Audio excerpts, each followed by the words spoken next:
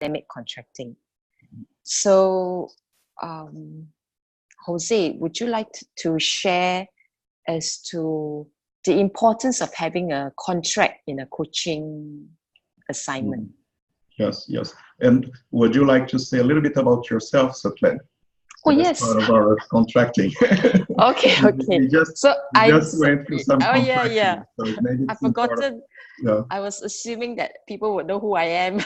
I mean, so yes, you see, that's already something that we could bring back into that contracting. Sometimes we make assumptions. Correct. Yeah. Classic example, right? Yes. So yes, I'm Sok Ling. I serve in the EXCO in ACSM, and I will be co-hosting this session this evening with Jose. I'm a coach, certified coach, and I'm a full-time working with insurance company as the HR head in an insurance company of about 900 employees throughout the country. So very interested in mentoring. I believe in supervision, coaching supervision, and hence this in webinar series that I'm involved in this week. So yes, Jose, back to you. Okay, as perhaps I gave a perfect example about contracting. So why is it important to have a contract in an assignment? Yes, and I think that my whole interest in this area of contracting started. So I went through the CSA, the Coaching Supervision Academy course, and one information that got me quite surprised is that because they say that more than 70% of issues during the coaching process are related to contracting. And this comes from their experience as supervising coaches. So it's not necessarily a statistical exact number, but compiling their experience, they realize that 70% of the issues are coming from contract. So when I heard that number, I was quite surprised, because 70%, it sounds like a big number. And then as I start doing my own supervision, I realized how that comes across. So it's not necessarily, because when we're talking about contracting, we can talk about contracting at different levels, right? There's the overall contracting. That's when we are deciding what is the objective of the engagement. We are deciding on the number of sessions. We are doing all those kind of agreements in terms of how we are going to work together. And then you have what we call the specific contract for each session. And as you saw, I mean, just as we started here, as we were doing a contract, and that was a specific contract, there were already some assumptions, right? I mean, okay. and I'm sorry, I'm putting you on the spot just because it's a good example.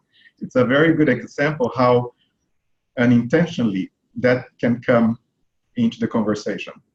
And here, maybe it would not have a major impact, because as you said, I mean, people can still go back and find out about you.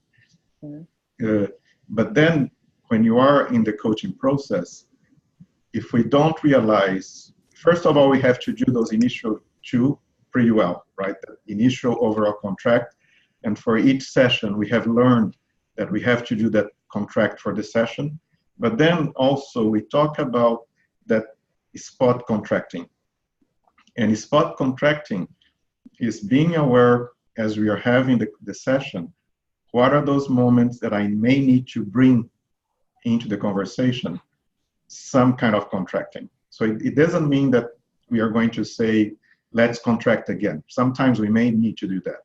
But am I connected, am I aware in terms of realizing maybe when some expectations are not being met? And as I went through my own coaching supervision, I realized that sometimes I was not having the courage to bring into the conversation those what we call spot contracting. That's why I say contracting is quite dynamic. That's my view when it comes to contracting and how that could be impacting on the overall at the end of the session. Okay. So, Jose, just now you mentioned that 70% of the issues arise due to contracting. So, what are some of these issues that could arise? First, I think some of the issues it may be about expectations in the beginning. I mean, I can share one example, for example, where I started a coaching engagement, and the person told me that he had already had some coaching before. So again, I mean, there was that assumption you had coaching before, so you would know what coach looks like. I still did my contract in terms of his expectations and my expectations. And I remember very clearly, it was our fourth session. I start the session by asking, so what would be your objective for the session? And then he tells me the objective, and at the same time he asks me, is that okay?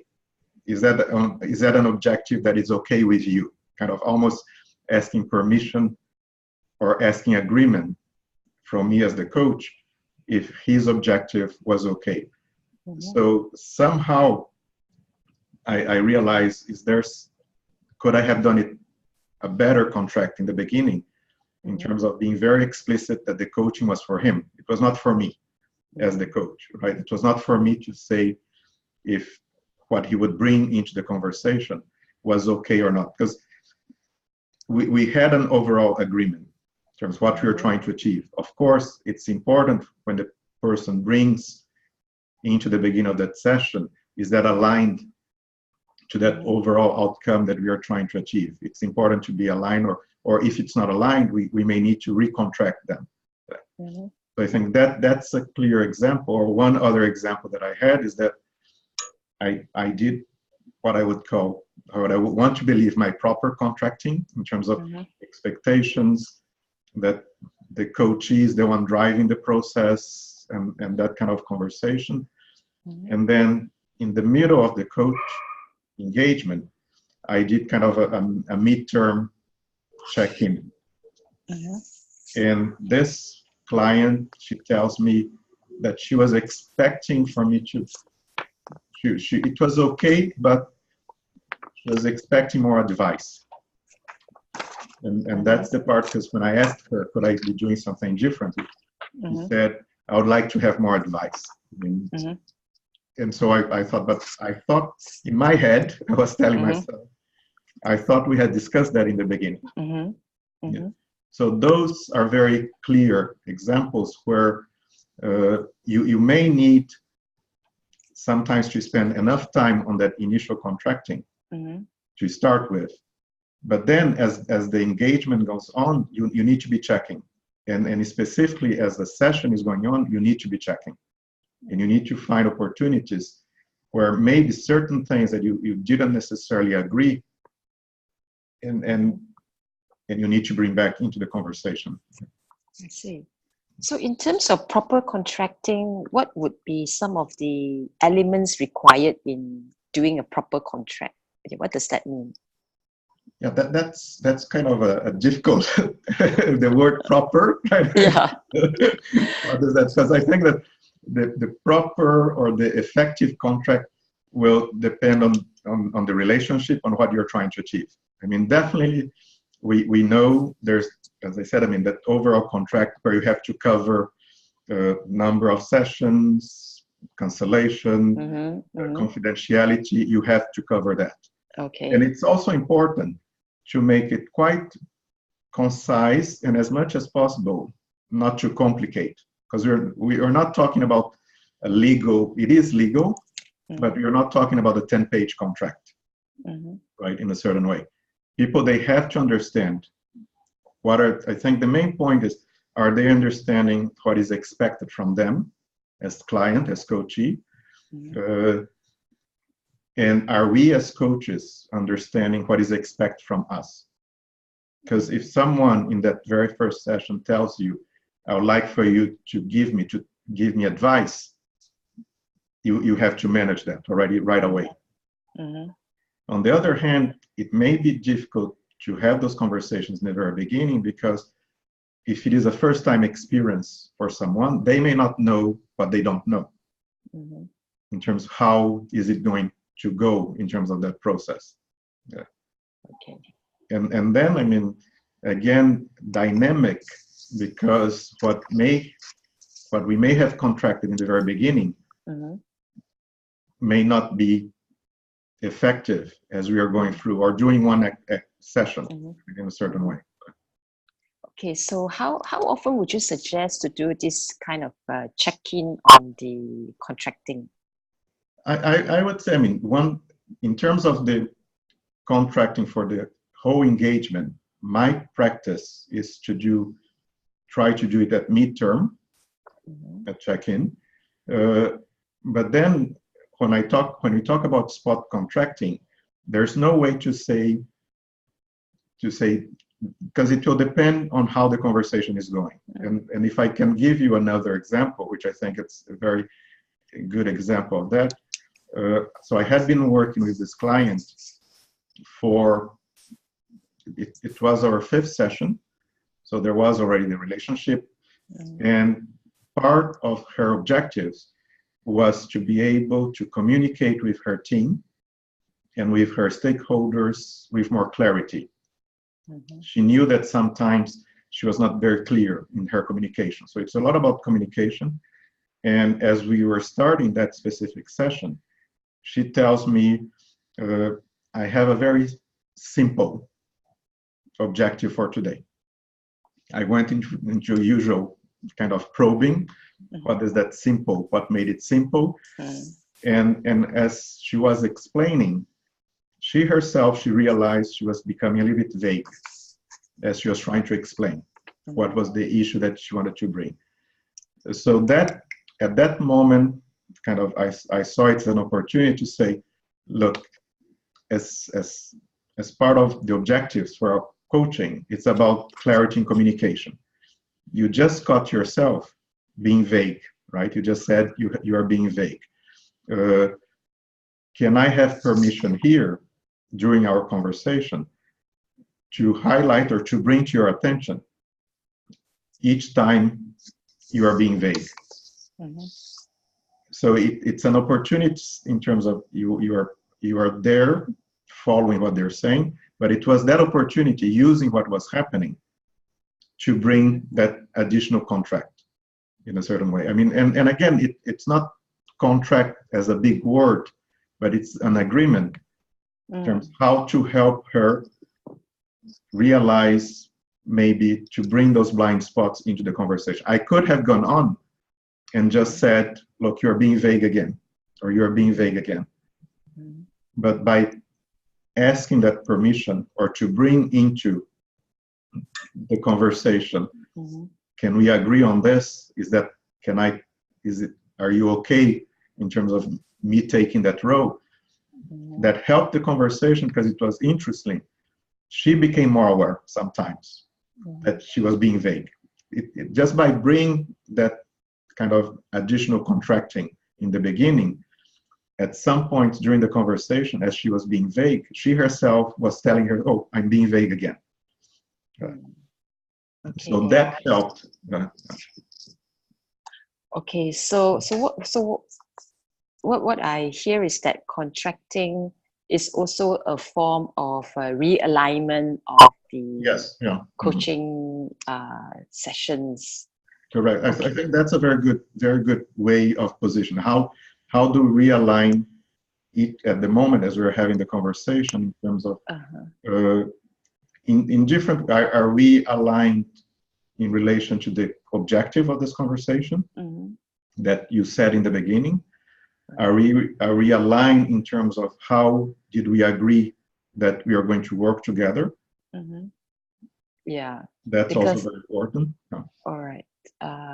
So because sometimes the coachee through the session may decide, may reveal other stuff and so and we may need to bring back to that initial contracting in terms of is that what they need from us at that point? Right. So in this particular instance, how would supervision or mentoring be helpful for the coach in contracting? For me, and I think when I supervise, or as I work with my supervisor, as I said, I mean, I realized, because in the beginning, that 70% sound a little bit too much. And then as I was having my own supervision, I realized, you know what, I would not say 70%, that is from a very specific contracting perspective, but it's that, going back to the word you use, sometimes there may be that misalignment. And through the supervision, it helped me, I think, bring some clarity. Those moments that I did it well, or I think I was more kind of connected with those opportunities to do that recontracting or spot contracting, but also allow me to bring some insight on those moments where I could have done it. And then start thinking what was holding me from doing it. Was because I was not having the courage. Some moments I felt that as I went through supervision, it feels like the conversation is such in a good flow, or it feels like the client, the coachee, is kind of just processing a lot of things, and you don't want to disrupt. That was a word that would come to me as I was bring some of these examples into supervision. For me personally, and I think each one of us may experience it differently, it was feeling as a disruption. I mean, it's not that we are going completely in the wrong direction, but there's something telling me that something is not working well. And I didn't want to disrupt the conversation. Okay. So for coaches who maybe in a similar position where they feel that they're in the flow with the coachee and they do not want to disrupt, but how can this spot contracting help to not disrupt the conversation? Yeah. And I would think, I mean, my experience now is that I will even contract in the beginning of the conversation, in the beginning of the engagement, that I may at some point be doing spot contracting.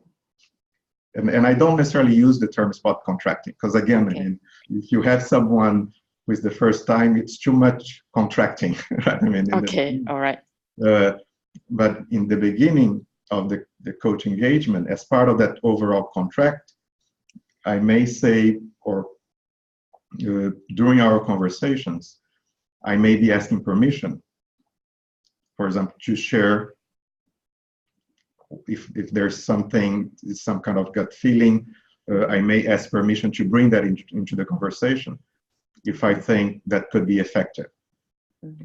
So it starts already there in the beginning, agreeing that, and it doesn't mean that I'm going to bring my opinions or my advice, but it means that I'm going to bring things that I may be perceiving about the conversation, about where we are going, that can be helpful.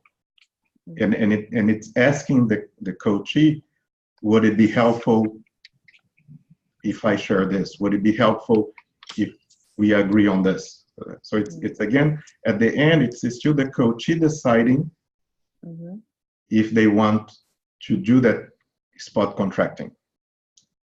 I mean, if in the example that I said, I asked that client, is it okay if I stop you each time, or if I kind of highlight each time it feels like you're being vague? If she had told me, no, it's not important,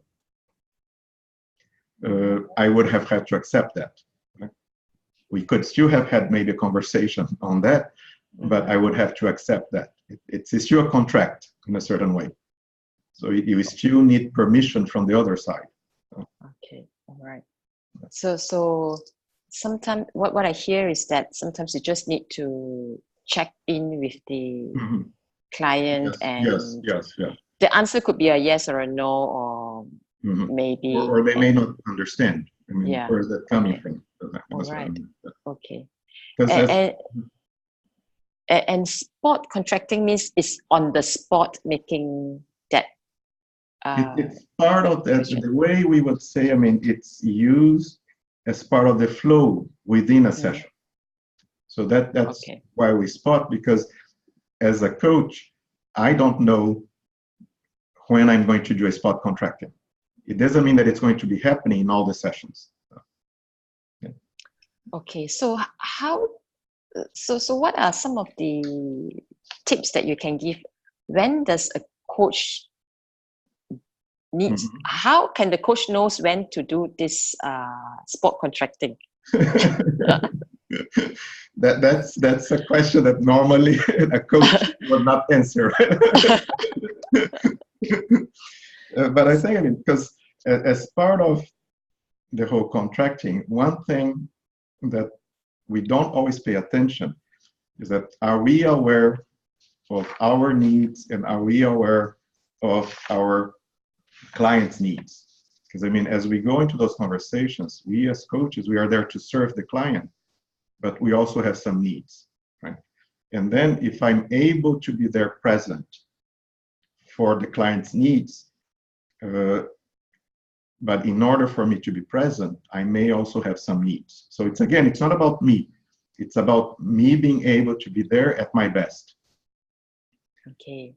And by being able to connect with myself, and I think that some of the webinars this week are going to be talking about that, right? I mean, how am I able to connect with myself? How am I able to pay attention to what is going on for me as a coach?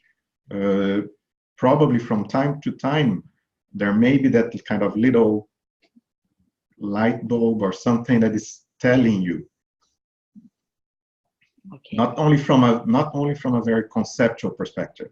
I mean, at some points you may be feeling that something here may not working, or it is an opportunity, for example, to share a reflection in a certain way.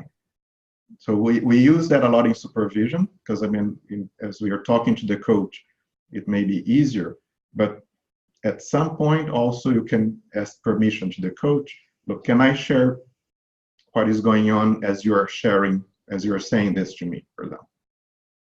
Okay. So it probably, the more connect you are with yourself as a coach, the more you are aware of what you need to be there fully present, the easier will be for you to connect to those moments. Because somehow in that conversation, something is telling you that something more is needed. All right. So it's really about self-awareness on the coach. Yes, I think that helps. Mental model. Yes, I think that self-awareness on the coach, that helps a lot. Because when I go back, for example, to the example that I said, in terms of, I did a midterm, and then she said that she was expecting more advice, right? I was not giving enough advice.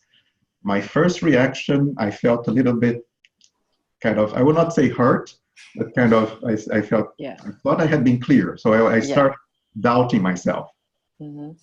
So it was important for me, even if there was that little doubt, kind of, no, let's go back, recenter. We need to recontract. And that's the reality. You see, instead of going to that thing, oh, I missed something. I could have gone very quickly into, I missed something. It looks like I didn't do a good contract and so on. Independent of that, let me reconnect, and we need to recontract on certain things for the next half of the engagement that we have. So it's again, having this courage. May sound like a big word, but it is courage to bring those conversations if it's needed, for the benefit of the coaching, for the benefit of the coachee experience. Because as part of this process of thinking about contracting, I went back to the ICF competence, because I thought, I mean, it would be interesting to go back to the ICF competency on that. And the ICF competence is establishing the coaching agreement, right? That's they say the ability to understand what is required in the specific coaching interaction and to come to agreement with the prospective and your client about the coaching process and relationship. So what caught my attention there, it was a specific coaching interaction. So that coaching interaction, once it happens in the beginning of the engagement, it's not finished. Yeah. So you are having that coach interaction during the whole process. You are having that coach interaction. So it's for me, it was kind of, are we paying attention? Are we redefining? And that's what I say in terms of, is it more dynamic? Sometimes when we read the competency, we may position or see it in a very static, or it's a one-time thing, or it's a one-time per session thing. And do we have to shift a little bit that mindset? Yeah. Okay. Okay. So what I'm getting at also is that the dynamic contracting means it's an ongoing process of agreement, check-ins, alignments, contracting, and that is where the word dynamic comes in. All the time. It's happening all the time. Yes. Yeah. Okay. We have to feel comfortable that it can. And again, I mean, I would not want the coaches to think, do I have to over contract? Okay. Remember, I mean, as we were saying in the beginning, some things that are going to help. It is important to be concise. It is important to be simple, not big words. But because the contracting needs to be simple and concise, probably you're not going to be able to cover. One thing that I also think is about expectations. In that initial conversation, in the beginning, the client coachee may have some expectations, and they may evolve as they are experiencing the coaching. So it doesn't mean that I have to recontract each time for the overall objective. I may need to be checking, is that still relevant for you? Okay. Right. I may need to be reminding in the beginning of each session. So this is the objective that we discussed before, how this session is going to be useful for you in relation to that bigger objective. But it's more as I'm having the conversation, am I finding, and it's not about me finding, am I aware to those moments where I have to recheck expectations. Okay, just now you mentioned the word over contracting. Is there ever is there such a thing as over contracting? I mean, I'm not sure. I mean, because some of us, and I think, I mean, it may be related more to some of us may want to do more than what it's needed sometimes. Yeah. We want to cover everything. Yeah. So how does one become aware of being too dynamic in terms of contracting? Is there such a thing? You mean doing too much? Yeah, doing too much. Yeah. How does one become self-aware of that? I mean, how can supervision come into? Yeah, I think the supervision will help in terms of, because when we talk about supervision, one thing that I experience, I think the supervisors that are supervising now also, is that it's not always about things that are not going well. It's also, I also bring to my supervision when I think I've done something well. So it helps in terms of helping you see if for whatever reason a session didn't work, or I want to bring that session into the supervision because I want to understand better. I mean, could I have done something differently, or somehow I need to process that session? But also I had experience where I would bring to my supervision sessions that I think went very well, also to understand what did I do that kind of help the session go well in a certain way, or from a coach perspective, how can I digest also the positive? So if I feel that I'm doing something too much or too little, having that reflective space in the supervision may help me maybe bring some kind of reality check, or go deeper and understand. I mean, in my situation, as I said, I realized through the supervision conversations that there was this concern about disruption.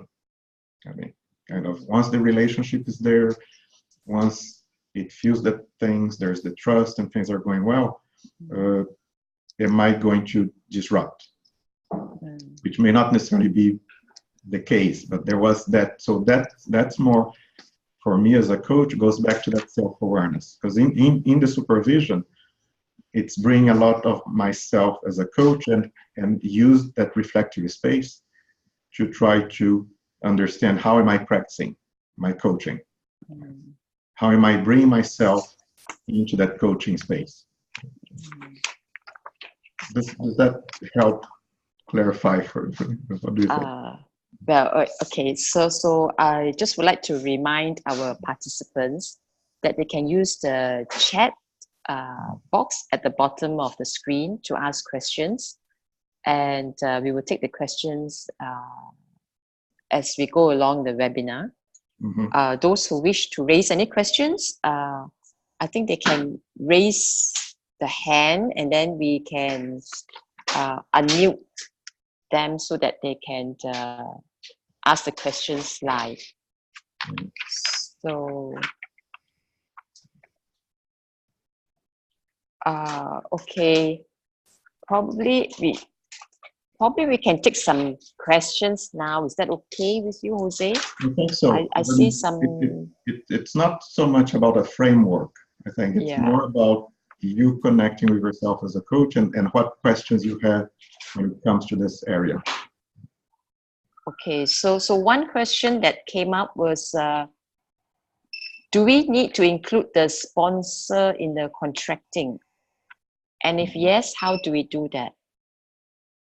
I think we need to, and as part of my practice, and I think as part of practice of different coaches that I work with, is that quite often, if you're going to have a long-term engagement, we have what we call a three-way conversation, right? Where you have the coachee, they sponsor. I'm not sure what is the sponsor, because the sponsor can be the manager, but the sponsor can also be the organization. Yeah. And there would be different levels. I think in that initial overall contract, it is important to involve. I mean, the organization may not be involved on the conversation, but definitely the manager. I think that's a key stakeholder that needs to be involved on some kind of contracting. Because again, it's about managing expectations. During that three-way conversation, my practice is in terms of asking them to have a conversation, because it's a contract with me as the coach, but it's also a contract between them as manager and direct report in terms of how they're going to be communicating, for example, during the coaching process. There's all the confidentiality agreement that needs to be very explicit, because I had organizations sometimes coming back to me and ask me to report about the coaching engagement. Yes. So that all of us experience that. So it's very important in the beginning to, and that's when you as a coach, you have to know your values, your mindset, what you're not going to compromise.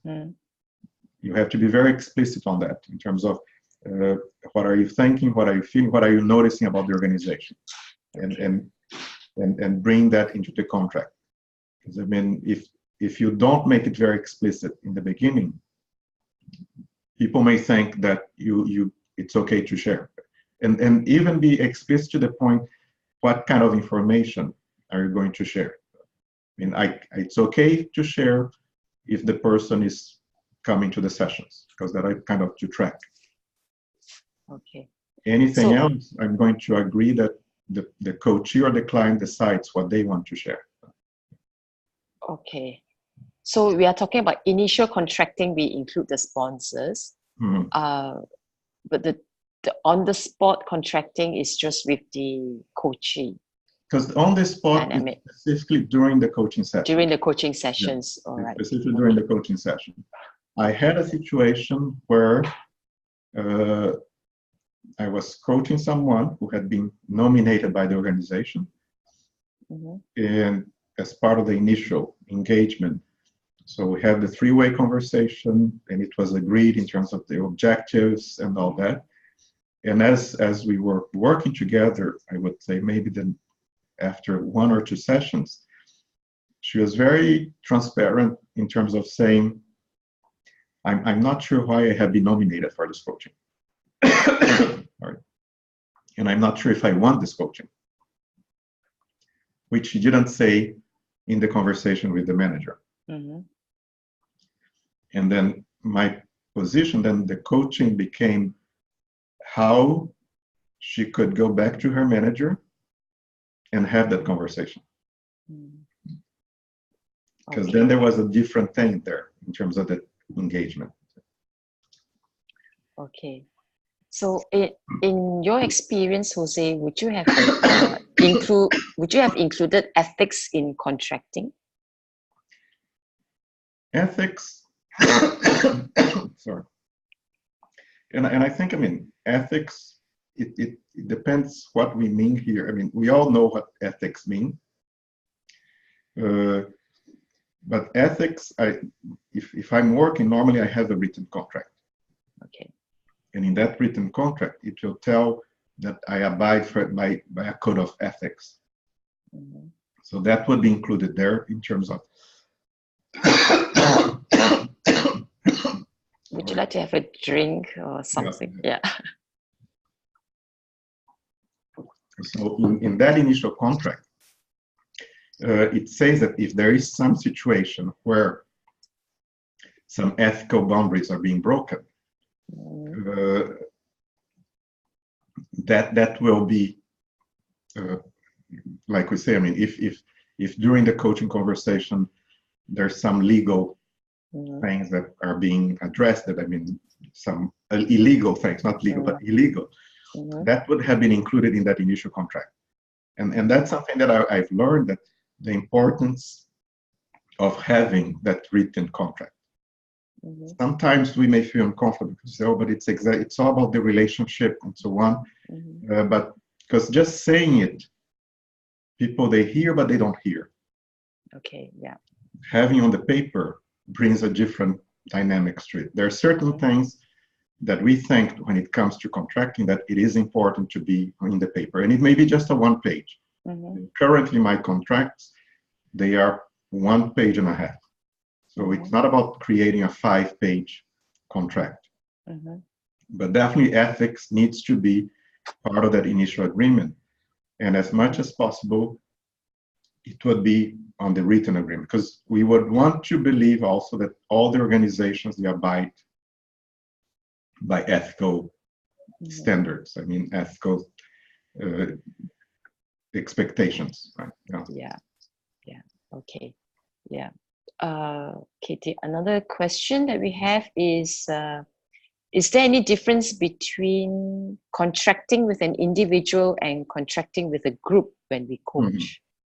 I think there's a difference, because when you are contracting with the individual, you are contracting you and the individual. When you are contracting with a group, it's not just you with each individual. The group has to contract as a group. So it's not just 4 people contracting with me, or me contracting with 4 different people. We as a group, we have to contract.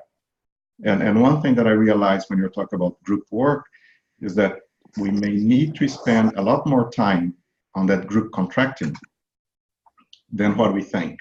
I mean, it's not something of a 10-minute conversation. From my experience, it takes more than that. And it may take just that whole initial session, 1.5 hours, 2 hours, just contracting. Okay. And when you have to deal with a few individuals, how do you manage the dynamics of it, and midway through the sessions, how do you do spot contracting? I mean, you mean as a group? With the group, as a group, yes. Because as part of a group contracting, first of all, I mean, we are contracting as a group. So we are all agreeing to that contract, and we are all making each other liable to that contract. So it's part of that contracting.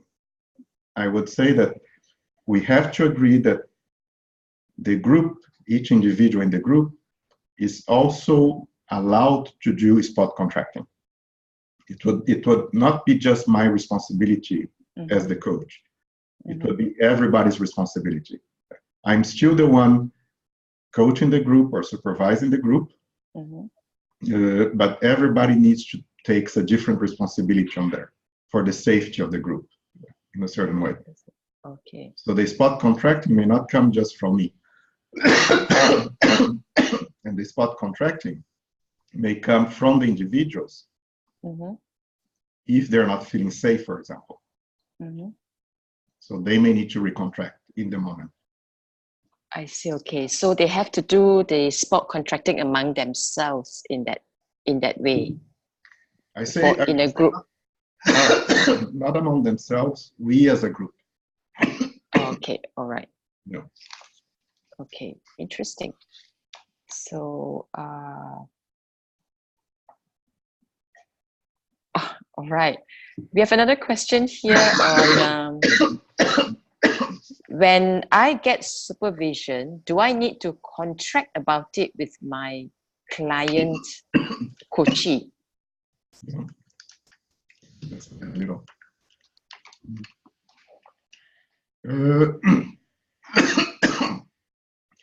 I would say that yes, from the perspective that you are contracting with your coachees so that they know you are going through supervision. I would not think that it's needed, and I may need to explore more that in terms of if I'm going to bring a session into supervision, I would not necessarily think that I would need permission from the coachee, because that would have been contract in the beginning. In that initial contract, I have to let my coachee know that I go through supervision. And then as part of that supervision, as part of that reflective practice, I may bring things. Because when I go into supervision, I'm not going to bring the name of the person. So that I have to be clear also to the coachee. I'm not going to bring necessarily information to disclose about the coachee. But it's about my practice as I work with that coachee. So it is important for them to know that I'm going through supervision and that I may bring sessions into supervision, but also reassure them that there is still some, because even if I'm bringing things into supervision, there's a confidentiality to that. Yes. I'm not necessarily going to mention the name of the company in the supervision. Definitely, I'm not going to mention the name of the coachee into supervision. Because telling the coachee that I'm going through supervision, in fact, could help building that trust. Reassuring them that I take my work serious, and I'm sure that I'm also making sure that I'm doing my best when it comes to that, to those conversations. Okay. So I think we've covered all questions at the moment, and we've got 5 minutes more to the end. So perhaps what I could do is at this point, may just wish to remind those for the participants who would like to learn more about dynamic contracting from Jose. You may sign up for our series of online group supervision. So there are 3 online sessions over a couple of months, each group with up to 3 supervisees and 1 supervisor, each session lasting about 2 hours. Okay. Right. And you may refer to our website on ACSM under the group supervision series. And the pricing would depend on the memberships. If you're ACSM, it's 1,000 ringgit. If you're EMCC or ICFMY, it's 1,500 ringgit. For non-members, it's 2,000 ringgit. So it's really quite affordable for those who are interested in supervision. And we've got a couple of topics going on this week. Contracting sounds rather simple. Everyone knows about contracting. Is an agreement of how the assignment is supposed to go on. But after this session, it sounds like there is a lot more than just a one-time agreement. It's an ongoing check-in, alignment, discussions to have a successful coaching outcome. So it's been a very, to me personally, it's very enlightening, and it's given me a different perspective in terms of the importance of doing continuous checking. Yes. I like the words that you use, because I think it's a continuous check-in for alignment. Yes. If we bring it all together. Then that's what we are talking here. So that's my learning for today. Yes, I think it doesn't always need to come back to that word contracting. But are we dynamically, continuously checking in that there is that alignment there? Yes. And coaching is an ongoing, particularly if there are a few sessions. It's an ongoing session. So it's very interesting. And would you have any advice before we close this session, Jose? I think my advice and relates, as I said, to the other webinars that we're going to be having this week. The Coaching Supervision Academy always say that the way we coach, the way we supervise is who we are. So the advice starts with, you have to know yourself. That's the first thing. You have to know. You have to know yourself. You have to know your expectations. The more you connect with yourself, and the more you know what helps you be fully present in service of the client, in service of the coachee, that will make you more effective. If it's not clear to you, probably it's going to be more difficult. And that, again, that perspective, the spot contracting will be a lot being connected to that inner self, and something inside you is telling you there's something here that I have to pay more attention to. There's something here, but that doesn't seem to be making sense. And exploring that. Okay. All right. Thank you, Jose, for your generous sharing of your experience and for your time spent with us today. Thank you, everyone, for listening in. But the cough came towards the end, so it's good. So thank you, everyone, for listening in. And good night to those of you who are still daytime, some other parts of the world. So have a great day. And don't forget to check out the other sessions happening this week. And if you're interested to know more about contracting, getting supervision on contracting, do sign up for our sessions on ACSM website. I would enjoy very much continue sharing my experience and hear from other experiences from other people. I think that would be nice. All right. Thank you. Thank you. Good night. Thank you very much. Bye-bye. All right.